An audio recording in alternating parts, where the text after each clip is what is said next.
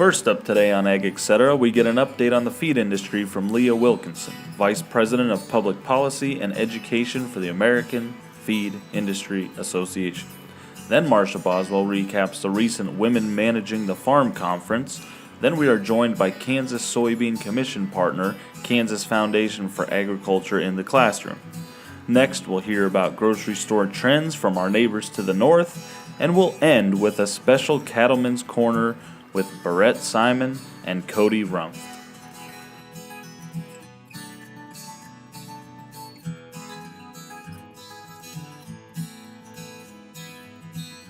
Closed captioning brought to you by Ag Promo Source. Together we grow.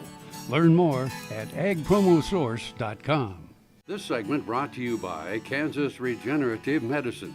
Your stem cells, your health, your life. A couple years ago, we did a study because we needed some information about our industry so that when we went to members of Congress or state legislatures, that we could better talk about our industry and our economic impact that we have both at a national, at a state level, and down to a congressional district level.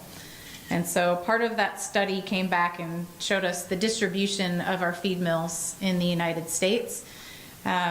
If you haven't seen this before, I just throw it up here and we'll come back to it later because it's going to kind of be representative of where our inspections are occurring as well. But this is the geographical distribution of the 5,700 feed mills that we have in the United States. So this is both FDA licensed, medicated licensed feed mills and non-licensed feed mills. And then that same study also did pet food manufacturing. So this may be something people aren't as aware of in our industry, but there is quite a bit here in the Midwest. There's quite a bit up in the Northeast, and then other clusters around the United States. So there is just over 500 pet food manufacturing facilities in the United States. And the estimate on those pet food manufacturing facilities, we don't have a true estimate, but it's about 3.3 billion pounds worth of pet food that they manufacture, where these feed mills are producing, in 2016, they produced 236 million tons of the 9 species for livestock, poultry, and aquaculture. Then the other part of that study was to look at our economic contribution. So you could go to your member of Congress and said, in our district, we represent this many jobs, this much economic impact back to the community, we pay this much in taxes. So we have that data up on our website, again, at a national level, a state level, and down to your congressional district level. So at a national level, the industry that you're in, we represent just under $300 billion of total sales across the entire industry. Now this is feed and pet food. Just under 1 million jobs, so 944,000 jobs. And the value added that goes to the other industries associated with us is just at $102 billion. Pay $22.5 billion in taxes, and the labor income that we give back to those employees is just under $60 billion. So all of that information is up on our website. It's free for anybody to go grab. I encourage you, if you're meeting with your Chamber of Commerce, if you have anybody coming to visit your facility, pull down those PDFs, share that information. It's something we're going to update on every 3 to 5 year basis so that we can stay relevant.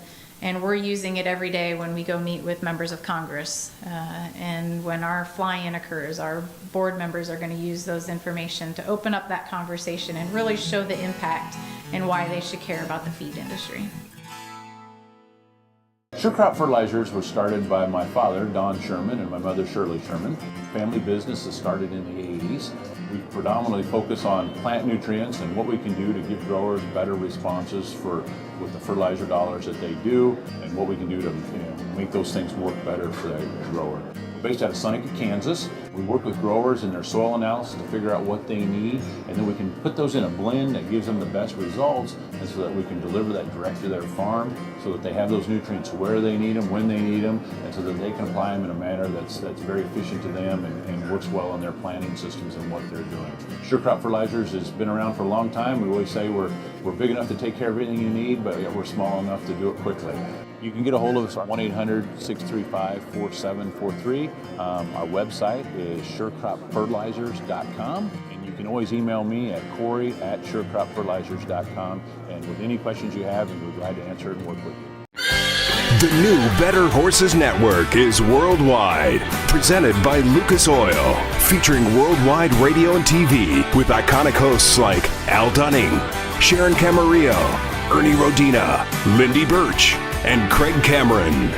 With American Cowboy, Horse and Rider, Brushy Creek, Cavenders, and Ride TV.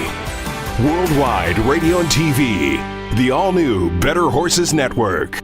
To see this show and past episodes of Ag AM in Kansas, go online to agaminkansas.com.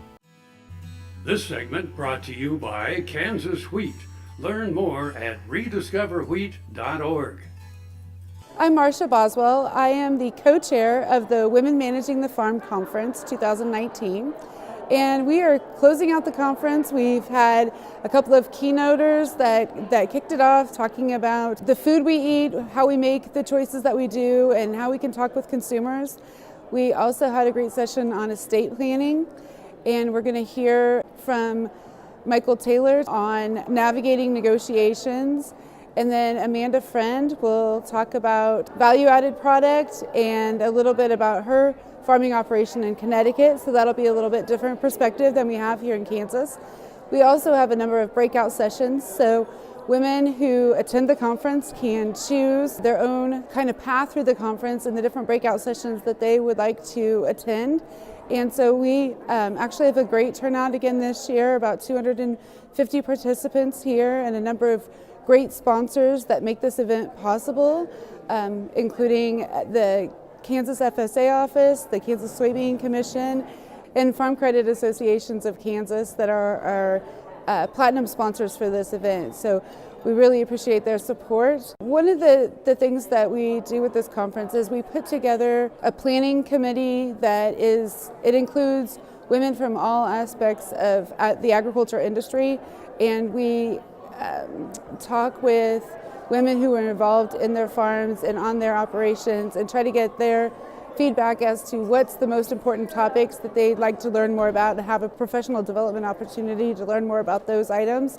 And then we work through that planning committee to find speakers that can touch on those different topics and provide the best opportunity for learning that we can. So we do have a website, womenmanagingthefarm.com, that has the information about this year's conference on there, and it also has the dates. The dates are set for the 2020 conference, and you can get those on that website. And then we also are on social media. We're on Facebook at Women Managing the Farm Conference Kansas, and you can go on there and learn about the conference each year and find out who the keynote speakers are going to be and what the different topics are. KFRM is one of the largest farm radio stations in the nation, dedicated to informing and entertaining rural listeners from northern Oklahoma to southwestern Nebraska. You can catch KFRM in many ways, of course, 550 on the AM dial, streaming at kfrm.com, or on your smartphone by going to the TuneIn Radio app, or on Ag AM in Kansas on Tuesdays and Facebook every day of the week. KFRM, tune us in. You'll be glad you did. Ag Promo Source is a unique group of marketing specialists with one mission: help your ag business grow. Each affiliate has their own area of expertise, and they work together to bring you advice, products, and services. To get started, visit agpromosource.com. Ag Promo Source. Together we grow. Imagine everything you could ever dream about when it comes to horses. Those dreams come true at the 21st Annual Equifest, coming to Topeka, Kansas in February at the Kansas Expo Center, the largest equine expo in the Midwest, with shopping, food, clinics, workshops, and more. World-class trainers, over 100 horses performing throughout the 3 days, displaying a variety of breeds, disciplines, demonstrations, and competitions. Vendors from all over the U.S. and non-stop entertainment. If you love horses, join us at Equifest of Kansas in Topeka, Kansas. Get tickets at equifestofks.com. PFI Western Store, home of Boot Daddy, proud to be part of Equifest. PFI, located at 65 on Battlefield in Springfield, Missouri. Spend $50 at PFI and get a Boot Daddy hoodie for only $10. Valley Vet Supply is devoted to providing information and professional quality products at reasonable prices. Valley Vet Supply. This segment brought to you by Sure Crop, liquid crop nutrition delivered right to your farm. Okay, my name is Brianna Jacobus, and I am the Communications and Marketing Specialist for Kansas Foundation for Ag in the Classroom. I'm super excited about all of the great things that I've been able to do in the year that I've been with KFAC, and just want to talk a little bit about the great soybean things that we have been able to do recently. We have a updated lesson plan called Soybean Lip Gloss that teachers and students alike have just loved. You actually get to make your own lip gloss from this lesson plan, and you get to also learn science and math during that. So teachers have loved that. And we also have some new interactive posters where students can learn the different parts of the soybean plant as well as the soybean. So we develop curriculum in many different ways, from working with other states through the National Ag in the Classroom program, as well as local teachers, bringing back lesson plans from other places and developing them into something that is Kansas-centric and making it our own. So we just got done with our annual meeting a few weeks ago where we honored 4 wonderful Kansas teachers through our Teacher of the Year program, where they are nominated by their school to receive this honor for incorporating agriculture into their classrooms, whether that be elementary, middle school, or high school. And we get to use these teachers for the next year to help us build that curriculum for the next year, as well as test out any of our new lesson plans that we've been coming up with, helping us tweak those lesson plans and making them the best they can be. Tons of teachers have no idea how to even begin to incorporate agriculture into their classroom. Our lesson plans on our website are completely free at ksagclassroom.org. We have about 45 up right now that are completely redesigned and updated, ready for teachers to use. My biggest advice is to just pick one that entices you and makes you excited, because when you as a teacher get excited about something, your students are gonna get excited as well, and they can see when you're excited. So if lip gloss excites you, great, teach our soybean lip gloss lesson plan. If an edible soil profile, where you get to use everyday items that are in your kitchen to build an edible soil cup that teaches your students the different levels of soil, and then they get to eat it. If that's something that excites you, great. Take that lesson plan and run with it. Hi, I'm Randy. And I'm Paul from PFI. We would like to personally invite you to stop by PFI, home of Boot Daddies. PFI is America's Western store, covering over 50,000 square feet. Over 25,000 boots. Visit Saddle City with the largest selection of saddles and tack anywhere. A huge selection of hats at Big Spur Hat Company in PFI Town. And choose from the best brands of clothing and accessories for the entire family. PFI, located on Highway 65 at the Battlefield exit in Springfield. And I'm not kidding. Hello, I'm Dr. Frank Lyons from Kansas Regenerative Medicine Center here in Manhattan, Kansas. Daryl was one of our patients that we did about 7 months ago. I dug trees by hand for years and years and years. In the process, I wore out my rotator cuff. But when I learned about this process, I thought if there's a way to get rid of this pain, then I want to do it. So we did it, and it worked. I'm not going to go out and take trees with a shovel anymore, but I can do the things that I want to do now. Well, it's been very gratifying to help people with their painful joints and other entities, and it's been especially gratifying to be able to help people who I know and have worked with and known for many years.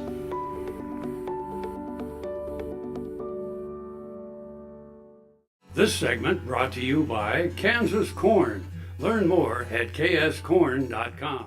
A meat and seafood director in Toronto says, changes keep coming for supermarkets and other retail grocers, but they're simply the result of shifting customer preferences. It's not 3 square meals anymore. It's 5 meals a day. There's grazing in that. So we really have to understand, all of us collectively, as it's not center of the plate, it's what's the solution, what's the time of day. So smaller portions, value added on the propositions of solution and time, not just price. One thing that hasn't changed, customers stay focused on quality. Quality at Longo's always matters, but it does to the consumers too. So it's not about how much you can eat, it's about how satisfied you are on that experience of what you want. So quality overreigns everything. Reality is, nobody remembers if it's a $9 steak or a $12 steak, they remember the experience. We tried to enhance that by holding it for 21 days to get more tenderness to the product. So we're paying for the premium, but then we'll also put the extra effort in to give a great eating experience to our customers. Langley says it takes a community to deliver great beef quality, and it works better when they communicate. I think collectively all of us should sit down a little bit more. We always talk about value chains, but we're always busy in all of that. And it's really understanding each other's pain points and collaborating together. So when we talk about that whole farm to fork experience, it's not just for the customer to know, it's for us to know each other, what we do in that. When every part of that beef community works as a team, they make beef worth its premium price. People always eat as much chicken as they can handle, but they'll eat as much beef as they can afford. So do your best. Thank you. I'm Bob Cervera. Tarwater Farm and Home is a 40-year-old local family-owned business. Clothing for work and play, seeds and feeds, boots, toys for the kids, and tools you'll need for around the house and farm. And a service department to keep them in top running order. It's a big store, so take some time to see what they have for your farm and home. Tarwater's everyday pricing is like others' sale prices. When you need it, they've got it. Tarwater Farm and Home, 4107 North Topeka Boulevard. The Kansas Wheat Innovation Center in Manhattan is rediscovering ways to get improved varieties and new genetics in the hands of farmers faster. Grower-led and checkoff-funded research initiatives are bringing about positive change. This grassroots leadership provides a strong voice in Topeka and Washington, D.C. Now is the time to partner with Kansas Wheat in moving wheat forward. Kansas Wheat Commission and Kansas Association of Wheat Growers. Farmers investing in their future and yours. Log on to rediscoverwheat.org. Kim Mannering with Hardy Insurance. Today we will talk about grain bin safety. And did you know that February 17th through the 23rd is Grain Bin Safety Week? Have you thought, what do you do to keep your employees safe? This segment brought to you by Kansas Soybean Commission. Progress powered by Kansas farmers. Well, hello friends, and welcome back to the Cattleman's Corner, a video series highlighting the beef industry. I'm Barrett Simon, livestock agent for the Post Rock Extension District, and today we're with Cody Runft of Cody Cattle Company over in Scandia, Kansas. Cody, thanks for joining us. You bet. First, congratulations guys on a good run out at the stock show, and welcome back to North Central Kansas. We're sure glad to have you back in this part of the state. Well, it's good to be back home. I guess to kind of kick us off, Cody, if you would, maybe just share a little bit about what you guys do here at Cody Cattle Company and what brought you back to this part of the world and things of that nature. Yep. For the past 10 years, we were over in Missouri running with another Charlet outfit over there. And during that time, we were extremely aggressive with our AI and our ET program, and we really got to expand our genetic base. This past summer, I had a conversation with my grandma Jeanette, and there's an opportunity on some family ground that opened up, and we were able to move the cows back in June, and we're taking on a little hay operation down in Cloud County, and then we'll keep running our cattle in the Smoky Hills in Jewell County. But my grandma Jeanette and then the Runft Ranch ground we all kind of came together at the right time when we were able to get back home. You bet. And you guys will be partnering up this spring on a bull sale. What other avenues might you take as far as marketing, or where's your niche lie, I suppose? I guess my passion is selling commercial bulls. My passion is making the Charlet beef bulls as good as I can make them. Luckily, Brock Haniel and I, Dr. Haniel and I, we've been good friends all through high school and college, and we've stayed in touch the last 15 years. And he's been really successful selling bulls private treaty. And he's a busy guy now, and he needs to get it over in one day, and just kind of fit that he sells a really nice complementary sim-based genetics that we can complement with our Charolais. So if you want a black bull or a white bull, we'll have about 120 to offer on March 4th. So I'm really excited about the opportunity. We've seen a few different weather patterns here, namely cold and muddy, right? That can put a lot of stress on an operation. You mentioned black or white. It doesn't matter hide color at this point, but cow-calf, seed stock, whatever the case may be, even some of these grower yards particularly as well. What are some of the steps that you guys have taken, or what's kind of your practice when things do get pretty soft?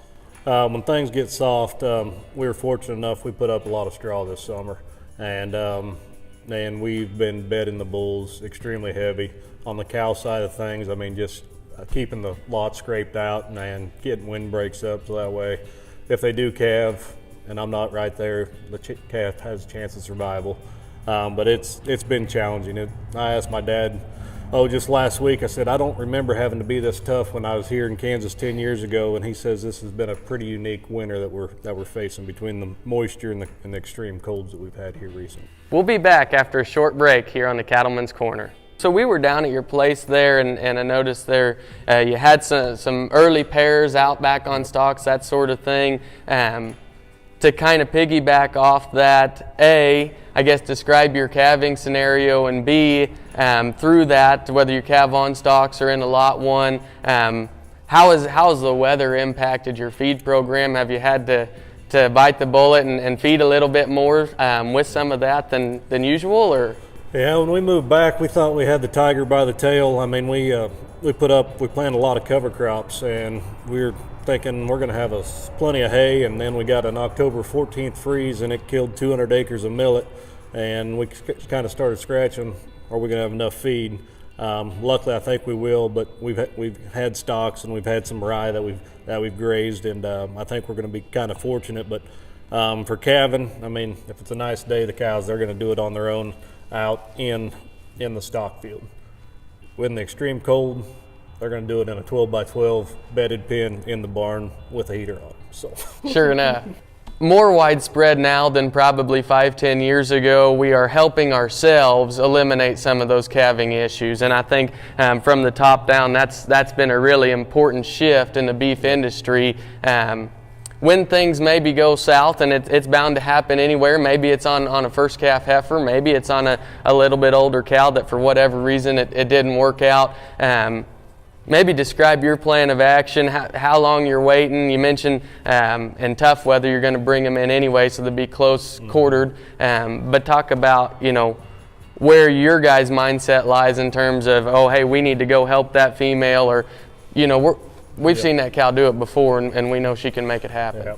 So basically, I mean, we don't sleep from January 1 to about March 10th. I mean, we're in and out with those cows every 2 hours. So we have a really good idea when one's starting to separate from the herd and she's starting to pace a little bit. If the weather's nice, we let her be. If it's cold, that's when she goes in the barn. Once we see a water bag, it's just every half hour. We're checking her every half hour to make sure that there's progress. And after an hour, if there's no progress, we're getting her in and we're making sure everything's where it's supposed to be. And if everything's where it's supposed to be, she gets a shot of oxytocin, and we put her in a pen. And I like to let these cows calve as natural as they can. It seems like in my experience, when you start helping these cows and you start jerking them out, that's when you get into some reproductive issues for the next year where maybe they're not going to breed back as quick. So we do everything we can to let these cows have them on their own. And I mean, I've got a beautiful wife and a beautiful daughter, and once going through that childbirth scenario, watching it with my own eyes, I realized it's not as quick as what I thought it might be when I was younger and thought, hey, calf's feed her out, let's jerk that thing out and let's get it on the ground. So we're a lot more patient than we used to be.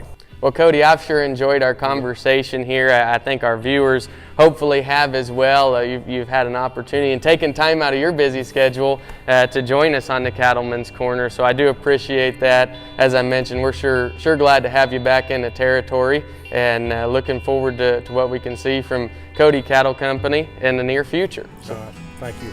Yes, sir.